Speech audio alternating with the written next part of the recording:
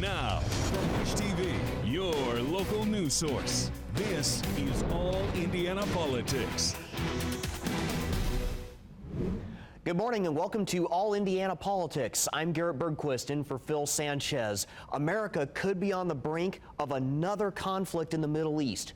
President Donald Trump says he will decide within the next 2 weeks whether to enter the war between Israel and Iran.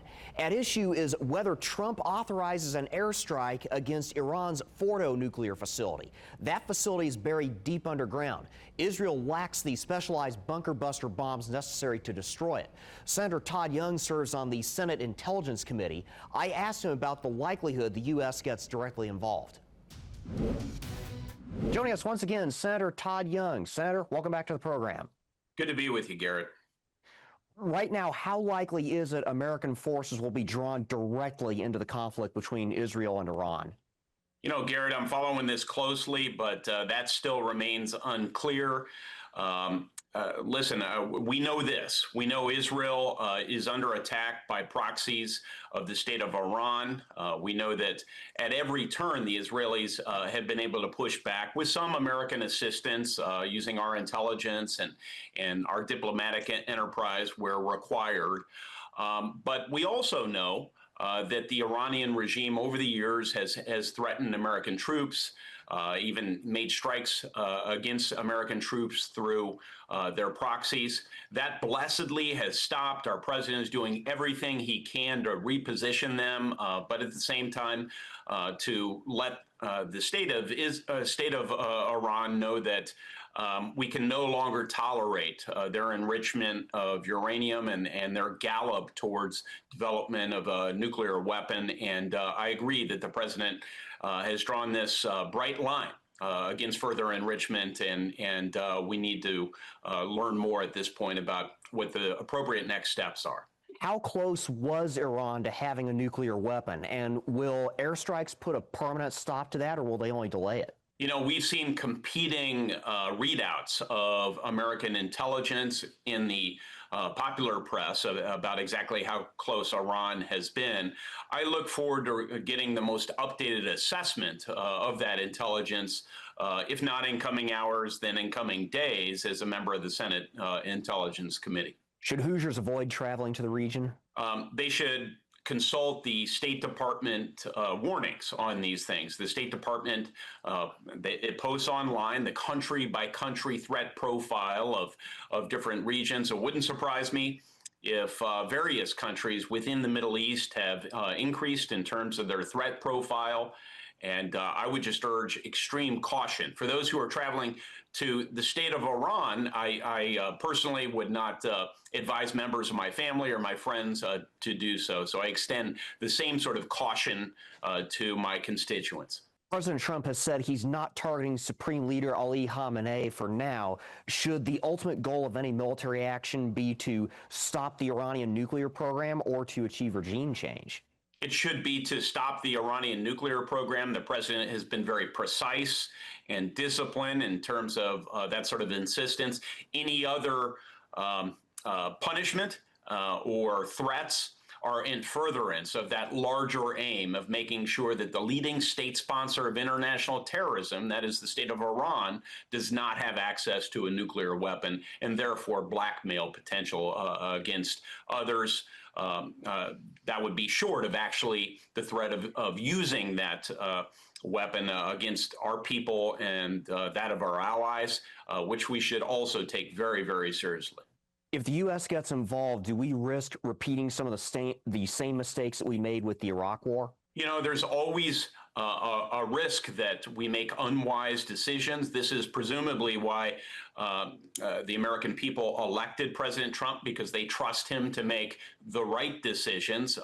I am putting my trust in his advisors, but I'm doing my work. I have oversight responsibilities as it relates to the executive branch. I'm asking very tough questions.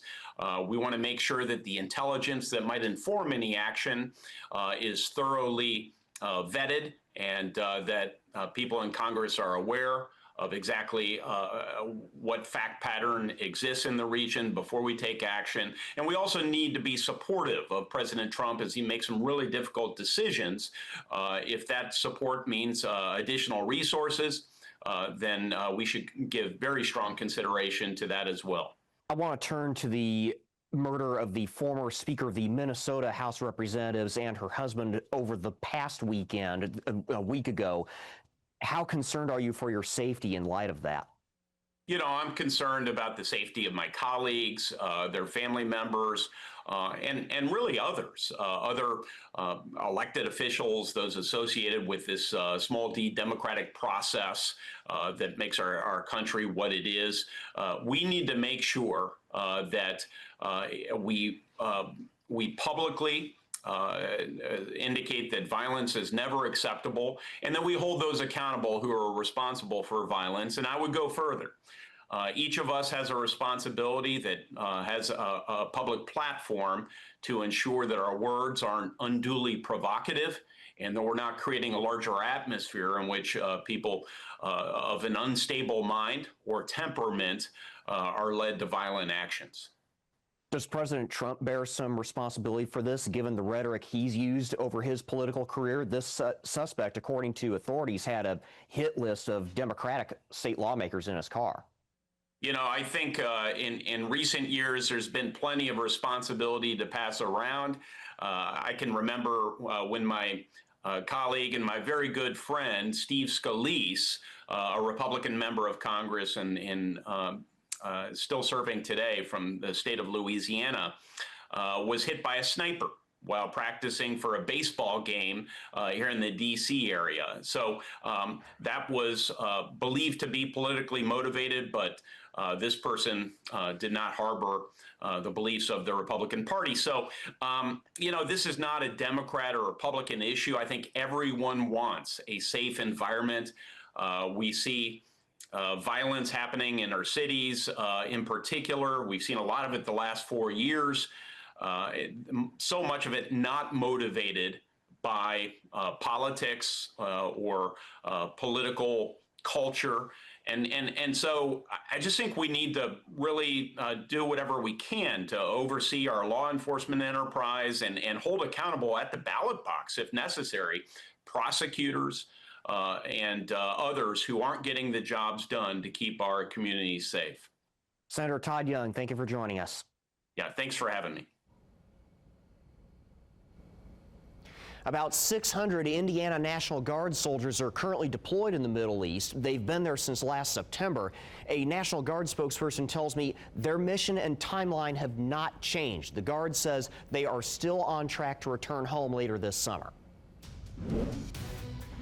Coming up, more calls for the mayor of Indianapolis to resign and controversy over how a law firm investigated allegations of sexual misconduct within his administration. Welcome back. A fourth member of the Indianapolis City County Council is now calling on Mayor Joe Hogsett to resign. This after a council committee approved funding for the investigation into allegations of sexual misconduct within city government. Our Danielle Zolkowski was there as victims of misconduct got a chance to finish the statements that were cut off at a council meeting at the beginning of the month. Members of the Indianapolis Administration and Finance Committee heard from people bringing forward allegations of harassment and assault from within the city-county government after last week's explosive full council meeting. This chance to speak came after a council meeting last week where Council President Vop Osili removed Lauren Roberts for attempting to speak longer than 2 minutes. She is the first person to bring forward accusations of sexual harassment against Thomas Cook, a former top Hogsett aide. A proxy spoke for her, a second Cook accuser, Caroline Ellert, and a new man who submitted a statement about civil rights violations he endured while working for the Department of Public Works. The message I received from the council president was clear. Even in public forum, your voice can and will be silenced. He knew the cameras were rolling, he knew Indianapolis residents were watching, and still his actions made one thing plain. Our concerns aren't valued. Not if they disrupt the status quo, not if they call out power. Investigative Committee Chairwoman Crista Carlino gave a speech at the meeting where she implied that other people in positions of power tampered with the scope of the independent investigation. January of this year, it became clear to me that the scope was limited to just Thomas Cook. You know, and in a meeting with General Counsel, I asked that she print General Resolution 41 so that I could point to her and to the language not being indicative of any individual's name being named. Carlino says she lost her job within 90 days of taking the role as investigative committee chairperson, only going as far as calling that a coincidence. The next full council meeting is July 7th at 7 p.m. Councilors are expected to take up a final vote to approve the funding needed for the investigation. I'm Danielle Zulkowski for Wish TV and WishTV.com. And shortly after that meeting, City County Council President Vop Osley said, "In no way did I have any personal influence on the scope of the contract with the law firm that investigated misconduct in the Hogsett administration. To suggest that I did is not only false, it is an attack against my integrity and the values that I hold in every aspect of my life." Coming up, Indiana's best political team tackles the war between Israel and Iran and the brewing political crisis in Indianapolis.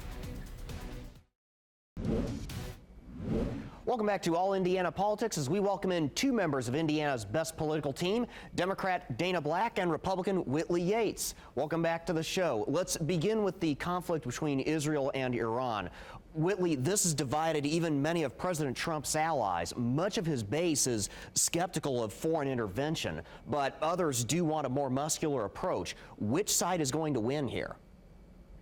I'm not quite sure that we can actually say which side is going to win. I think President Trump is taking his time right now. He said he's going to give it 2 weeks before deciding to intervene. A lot of his base voted for no new wars, and you have a lot of fiscal conservatives that are worried about the cost that it would take to even help to supplement the war that's happening between Israel and Iran. And so what you're seeing right now is honestly just a back and forth. I think his hope is that Iran comes to the table and they're able to work out a deal. And then that deal would then hopefully end this war. We're told that he gave them 60 days, and we're on day 62 of that from President Trump. And so they haven't come to the table as of yet. But I do believe that he will do what's right for the American people. And I think the American people overall do not want to be funding this war. Dana, there tends to be a rally around the flag effect whenever the U.S. launches a military action, at least initially. How might that change the debate over how the U.S. supports Israel if President Trump does order a strike? So as Americans, we will always support our troops if we decide to deploy them overseas. But I am actually going to agree with Whitley in that President Trump is hesitant to jump off into a war. Now, his 2-week timeline is his standard 2-week timeline for everything that he does. And considering that he thinks that soldiers are suckers and losers when they enroll and enlist in the armed services, I can see why he may or may not want to send them overseas. He is not quick to jump into a war. He has been very, very critical of all the wars that we have engaged in. So like Whitley, I believe that he may decide not to engage. It is going to be very costly on both financially and human lives. But the other thing that I want to bring to in this conversation is I don't like the flippancy that he uses in saying, oh, I'll just deal with this in 2 weeks, because we're talking about lives. Whether or not the Iranian government is a terrorist organization, there's still Iranian lives on the ground that we are talking about possibly bombing even more, just like in Israel, right? So we have to be, I think, a little bit better with our vocabulary and our language when we talk about sending troops in to kill other humans. And before we move on, I want to briefly point out, as I mentioned in our first segment, we do have about 600 Indiana National Guard soldiers currently deployed in the Middle East. How concerned should we be for their safety? This is a question for both of you. I think they should be very concerned, because we know that there are people in all sections of our humanity that are willing to sacrifice their lives for what they believe is a greater good and strap on a bomb and blow people up or put IEDs. It happens all over the world, not just in the Middle East. So I would be very concerned about our troops. Whitley, what say you? Yeah, I'm definitely concerned anytime we've deployed troops specifically from Indiana or all across this nation. And I'm just praying that the mission that they're on is going to be able to go forth and be succeeded, and they will be able to be returned home without incident. Agreed.